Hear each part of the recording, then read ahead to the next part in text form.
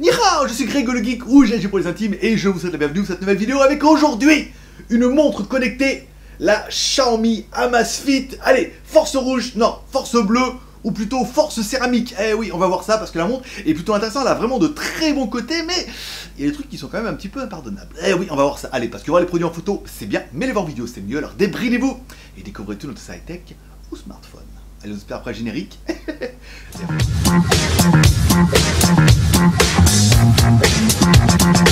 Je te le rappelle, au cas où tu le sais pas, la JT Geek et JT Geek Shop. JT Geek Shop, on vend également des t-shirts, des jolis t-shirts geek, des trucs plutôt sympas avec styling et tout. Il y aura un Deadpool qui est arrivé ce week-end, plutôt sympathique, et une promotion tous les lundis. Voilà, un prix d'enfer et tout. Tu cliques en bas dans la description, tu verras, il y a Geek Shop et tout. Enfin, au JT Geek /shop, c'est facile, t'as plein de t-shirts à partir de 5 € jusqu'à 20 €. Pas la mort. Hey KitKat, viens me chercher! Allez KitKat! Oh! Allez, oh, c'est parti pour la review, on va parler un petit peu de cette montre, c'était Amazfit. Je sais que vous êtes nombreux à l'avoir... Ça s'appelle Amazfit? Oui, c'était pas loin. Allez, vous êtes nombreux à l'avoir dans cette montre, on a regardé, on a testé, on a joué un petit peu avec, on va vous parler un petit peu de tout ça, parce que vous allez voir, il y a des choses qui sont super bien. Ouais, c'est Xiaomi, et Xiaomi, c'est super bien. Mais il y a des choses qui sont un petit peu moins bien. Allez, on attaque comme toujours par le contenu de la boîte. Allez, dans la boîte, on retrouvera pas bien grand chose, on retrouvera la montre, c'est quand même une bonne chose. On retrouvera également un petit dock qui permettra de recharger la montre, un dock qui se clipse, et un câble USB, micro USB qui permettra de se brancher sur le dock. Voilà, c'est tout. Et un manuel d'utilisation en chinois. Ça te fera l'occasion d'apprendre le chinois. Allez, pour avoir un petit peu les proportions de la montre, on attaque comme toujours par notre premier personnage exceptionnel. Un premier personnage exceptionnel qui est... Hi boys and girls. Oui, bah fouille un petit peu. Allez, la taille de la montre. Allez, on est sur un diamètre de 45 mm et l'épaisseur 10 mm. Donc elle fait bien son petit centimètre. Elle est balèze, mais en fait comme elle est ronde, ça passe plutôt bien. Bon, première chose qui ne vous échappera pas, c'est son écran. Et oui, c'est un écran e-ink, voilà, de l'encre électronique. Alors, c'est bien et c'est pas bien, parce que c'est bien parce que c'est de l'encre électronique. Donc du coup, quand elle est en veille, il y aura toujours l'heure qui sera allumée, c'est bien. Dès que tu vas la secouer un petit peu, oh oui, et elle va s'allumer, elle aussi. Et donc du coup, tu pourras voir l'heure en mieux. Et l'intérêt de l'encre électronique, c'est que ça consomme très peu d'énergie. Donc du coup, l'autonomie est quand même juste violente. On verra ça à la fin. Bon, tu l'auras vu, c'est une montre ronde, donc elle est plutôt jolie. Ensuite, elle a un contour, en fait, tout le coffret est en céramique. Alors là, par contre, c'est quand même plutôt pas mal. On a quand même une très jolie montre en céramique. Et en fait, l'écran est donné pour du scratch résistant. Alors, c'est pas du saphir, c'est du scratch résistant, une espèce de, on va dire, une espèce de gorilla et tout. Voilà, la montre est quand même plutôt quali, plutôt compacte, plutôt résistante. C'est pas mal. Enfin, pour l'écran, pour en revenir, il a une résolution de 320 par 200 avec une petite taille de 1,34 pouces. Pas pour regarder la télé, c'est sûr. On parlera quand même aussi du bracelet. Le bracelet est très quali, un petit bracelet en silicone qui est bien fini et tout. C'est vrai que ce noir et ce rouge, c'est bien, c'est plutôt sympa et c'est bien. Bon, tu l'auras compris, le dock, la montre en céramique, le bracelet en silicone, bien sûr, la montre est étanche, elle est IP67. Alors 67, ça veut dire que tu pourras pas aller à 50 mètres de profondeur. Si tu tombes dans la piscine, que tu sors, ça ira bien. Après, n'allez pas jouer le grand bleu. À mon avis, c'est pas la montre qu'il vous faut. Bon, à l'avant, qu'est-ce qu'on aura? On aura un beau cadran et tout. C'est vrai que, bon, elle est jolie en ronde comme ça, avec cette finition en céramique et tout. C'est une montre qui est plutôt quali. Sur le côté, on retrouvera en fait directement un petit bouton classique en fait qui suffira à tout pour allumer la montre et c'est un petit peu tout. Et enfin, à l'arrière, on aura bien un capteur cardiaque. Ah oui, parce qu'elle peut mesurer votre pulsation et tout. Ça c'est bien, voilà. Donc à l'arrière, capteur cardiaque, bien fini. Voilà. Elle est très belle. On sera tous d'accord là-dessus. Bon, quand tu vas allumer la montre, tadada, tu auras un gros QR code, donc tu feras pas bien grand-chose, donc on va attaquer directement, il va falloir installer l'application sur le téléphone. Voilà, mise en route quand tu vas sortir le manuel, alors tu te diras, oh putain, ouais, c'est tout en chinois. Bon allez, il y a un QR code, tu scannes avec ton téléphone, et l'intérêt c'est que l'application est directement en anglais. Donc tu installes l'application sur ton téléphone, via le QR code qui est sur le mode d'emploi, de là ils vont te demander de créer soit un compte Xiaomi, soit de lier avec ton compte WeChat, si t'en as déjà un, mais bon, tu peux créer un compte Xiaomi, et ensuite, une fois que il va dire appairer la montre, il va te demander de scanner le QR code qui est sur la montre. C'est plutôt facile, vous voyez, il est toujours là, hop, tu scannes et automatiquement la montre est appairée. Et là, c'est vrai qu'en appairage, on n'a pas trouvé plus simple. Bon, comme on en a parlé, autant l'application est en anglais, autant la montre est en chinois. Et là, par contre, ça va être un petit peu difficile, on verra ça après tout à l'heure. Au niveau des menus, c'est pas terrible. Bon, on attaque avec l'application. Dans l'application, tu vas pouvoir déjà tout de suite, les cadrans, on va pouvoir changer les cadrans. C'est mon truc à moi, j'adore les cadrans et tout. Vous allez pouvoir en changer plein, c'est pas mal. Tu auras après un menu pour les activités sportives, tu auras un menu pour activer le push, oui ou non, pour remonter les informations sur ta montre. Et ensuite, tu auras les applications où tu pourras sélectionner toutes les applications et dire laquelle tu veux remonter en push et laquelle tu veux pas. Contrairement aux applications médiathèque où il n'y en a pas beaucoup, là, elles y sont toutes. Ça veut dire que vous pourrez vraiment choisir une par une, celle que vous voulez remonter ou celle que vous voulez pas remonter. Ensuite, vous pourrez installer les applications, là on a bien compris, et ensuite vous pourrez régler les applications que vous apparaîtrez sur la montre. Bah oui, parce que la montre n'a pas 50 000 pages, elle a que 4 pages à chaque fois. Quand vous ferez le slide, on verra ça après. Donc du coup, il faudra dire quelles sont les applications que tu veux dans ces 4 pages.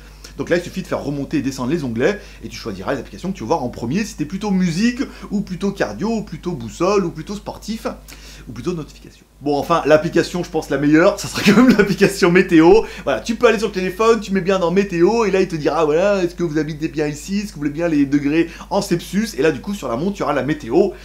C'est le petit gadget, mais qui fait toujours plaisir. Savoir, ça, tu sors, il fait, ouais, il fait vraiment beau. Bon, d'accord, ça sert à rien, mais c'est bien, soleil, soleil, pluie, pluie. Quoique ça marche pas toujours en même temps, des fois, c'est soleil, dehors, il pleut.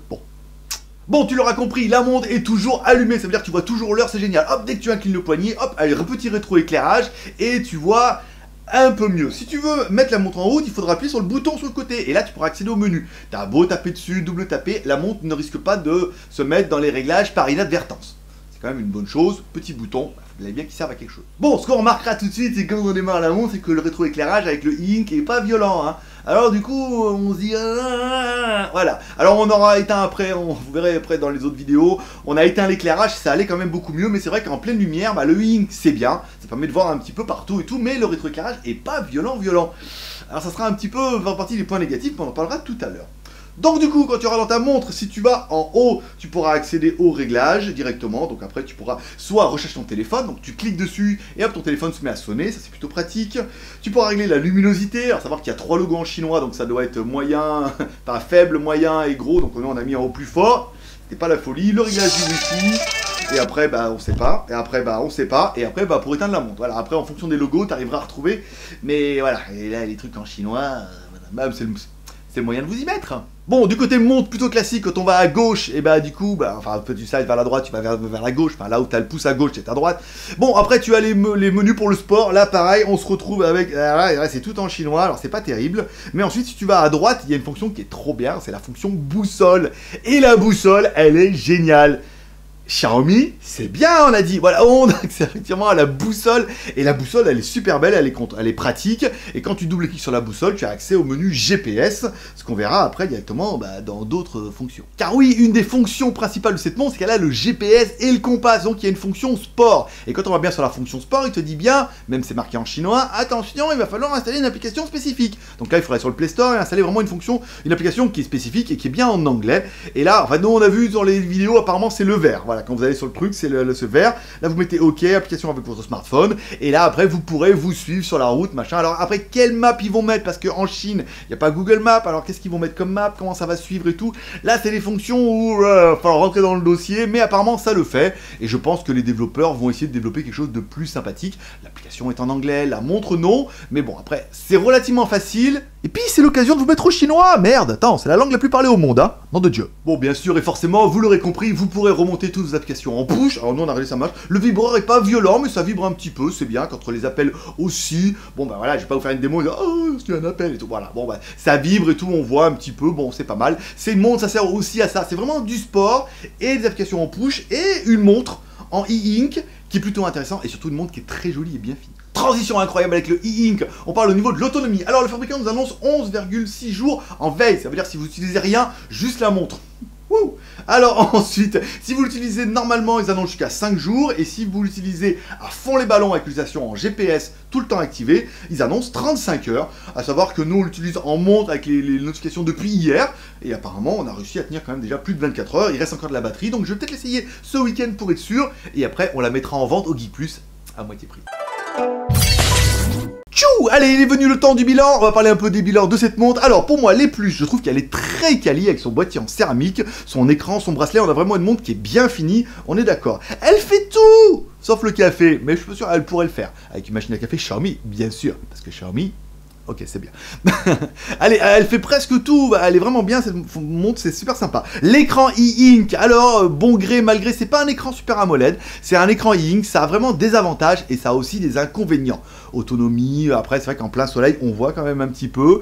Après, c'est vrai qu'il est pas super lumineux, quand on a l'habitude des écrans super AMOLED ou OLED ou LCD, on trouve que ça en manque un peu, mais voilà, encore une fois, ça a des avantages et ça a des inconvénients, mais surtout l'avantage, c'est l'autonomie. Bon, le truc pas mal, c'est qu'elle affichera toujours l'heure, contrairement à d'autres montres, il faut la tourner, appuyer sur le bouton, là on voit toujours, et c'est vrai qu'elle est assez réactive, c'est-à-dire dès qu'on tourne un peu le poignet, tac, petit rétroéclairage, on voit l'heure en temps réel, et en plus, vous avez vu, on voit également le petit podomètre et tout, on voit le nombre de pas qu'on a fait, voilà, faut dire. Et enfin, dernier point positif, c'est une Xiaomi, et Xiaomi, je vous la fais pas, hein, vous l'avez dit vous-même. Bon, au niveau des points négatifs, qu'est-ce qu'on parlera des points négatifs? Eh ben la montre, elle est toute en chinois. Alors c'est l'occasion de vous y mettre, certes, mais on aurait aimé quand même une montre qui soit en anglais. Est-ce qu'il y aura une évolution à partir du moment où la montre, où Xiaomi aura décidé peut-être de vendre sa montre par exemple aux États-Unis, donc du coup ils seront bien obligés de mettre la montre en anglais. Est-ce qu'il va y avoir une mise à jour? On l'espère. Heureusement l'application est en anglais, mais la montre est en chinois. Alors c'est vrai que ça déroute un peu parce qu'on a vraiment l'impression de passer à côté de certains menus ou de certains réglages qui sont en chinois. Voilà. Ou alors il va falloir les traduire un par un, ou alors attendre que des développeurs se mettent un peu sur le dossier pour la traduire, mais là malheureusement on n'a pas de précision. Ensuite on parlera quand même de cet écran e-ink, et ben voilà, il a des plus, il a des moins, autonomie, éclairage et tout, on voit toujours, mais par contre c'est vrai que c'est pas super lumineux. Mais par contre ça tient super bien l'autonomie, malheureusement on peut pas tout avoir. Et enfin, dernier point négatif, on parlera quand même un petit peu du prix. Cette montre nous est envoyée par la boutique en ligne Gearbest, et eux la vendent pour la maudite somme de 151 €.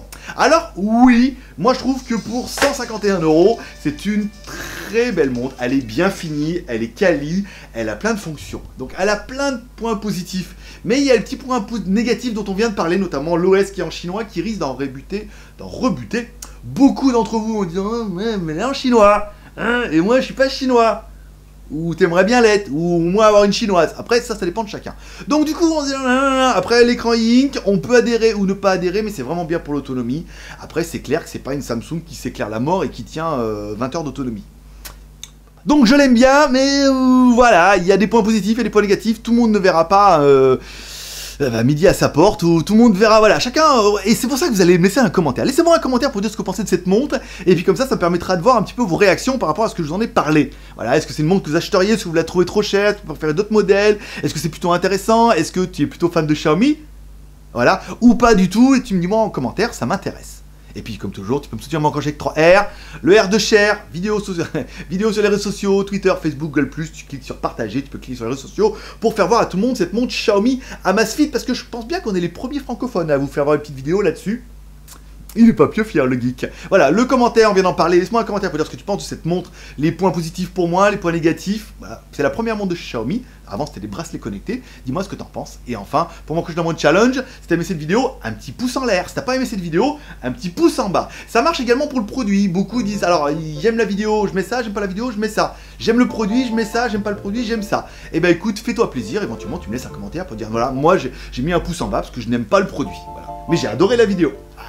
Forcément. Allez, c'est tout pour aujourd'hui. Comme dirait ta mère, t'en loupes pas une. N'hésitez pas à t'abonner en cliquant en bas à droite sur ma gueule. Sinon, t'auras des liens et tout à la fin. Tu vas voir, c'est facile. Voilà. Comme ça, tu recevras un mail dès qu'il y a une nouvelle vidéo. C'est-à-dire lundi, donc demain matin, au pire, la quotidienne, des reviews, machin. On reprend le rythme. Il faut absolument que ça se finisse avant Noël. Et comme je vous dis, si vous voulez devenir Geek Plus, vous allez le dire dans la description. Et ben, il y en a un d'entre vous qui aura la possibilité et le droit et l'honneur d'acheter cette montre à moitié prix. À vos 150 €. Donc, il y en a un d'entre vous qui pourra se la payer à 75 €. Et à 75 €, j'en connais qui seraient prêts à prendre le chinois, hein. Allez, c'est tout pour aujourd'hui. Moi, je vous donne rendez-vous demain. Allez, les prospérités, je vous kiffe. Bye bye. Bah voilà, ça c'est fait, la première montre de Xiaomi. Alors elle est bien au niveau de la quali, elle est bien au niveau de l'OS, le petit chinois, le petit ink, voilà, des choses qui vont vraiment peser dans la balance. Donc laisse-moi un commentaire, vraiment, parce que là je sens que ça va être mitigé, il va y avoir des pour, des contre, et je pense que même les fanboys de chez Xiaomi vont dire ouais mais là quand même elle est un peu chère pour une montre qui est en chinois, mais elle est pleine de fonctions, et elle est bien finie, et elle est super jolie quoi. Voilà, laisse-moi un commentaire, ça m'intéresse, voilà, petite vidéo du lundi, hein, fais prospérité. Allez, Geek Plus aussi, hein, comme ça, voilà, super.